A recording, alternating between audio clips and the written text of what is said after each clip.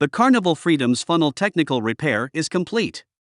Shown here in Grand Bahama, the ship returns to guest operations Saturday, June 11th from Port Canaveral, Florida. Carnival Freedom will depart from Port Canaveral Saturday at approximately 3:30 p.m. on a 5-day cruise to Nassau, Princess Cays and Grand Turk. Please take a moment and subscribe to the channel before you leave.